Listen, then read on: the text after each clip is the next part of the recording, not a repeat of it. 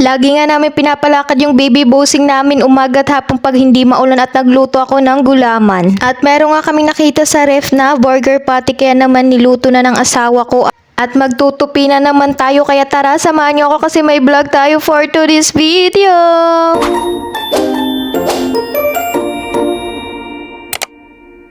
Hello everyone! Welcome to my mini vlog at tara, samahan niyo kami sa ganap namin for today's video.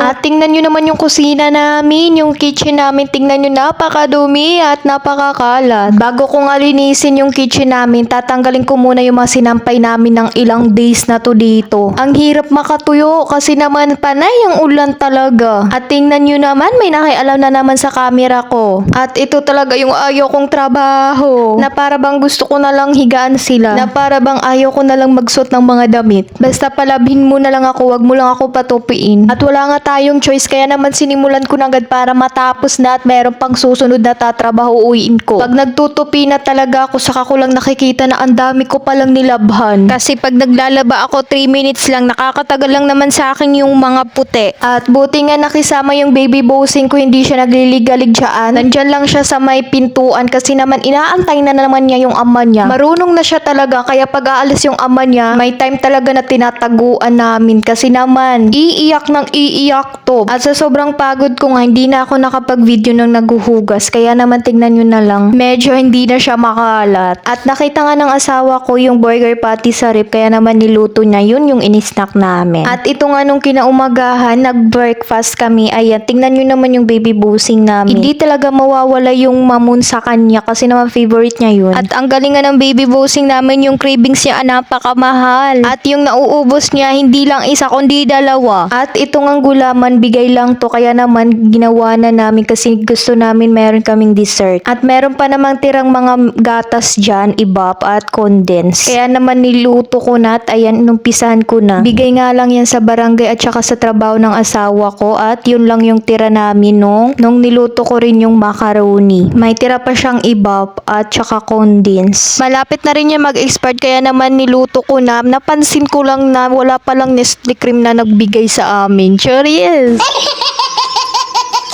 Kada bigay talaga tinitingnan ko kung merong Nestle cream kasi yun na lang yung kulang. Pero thank you pa rin sa lahat na nagbigay. At pagkatapos kong asikasuhin yung gulaman at nilagay ko lang sa ref at ayan, lalabas muna kami at palakad-lakarin namin yung baby bossing namin at ayan, papalamigin lang muna natin yun at mamaya kakainin na syempre. Pero hindi talaga ako mahilig sa coffee. At nung umuwi na nga kami at nagutom na ang pagkatao naming tatlo, kaya naman ayan, kakain na kami. At tara, kain tayo. O siya, yan lang po muna. Thank you Lord sa araw na ito at salamat sa mga nanonood. Bukas po ulit. Salamat!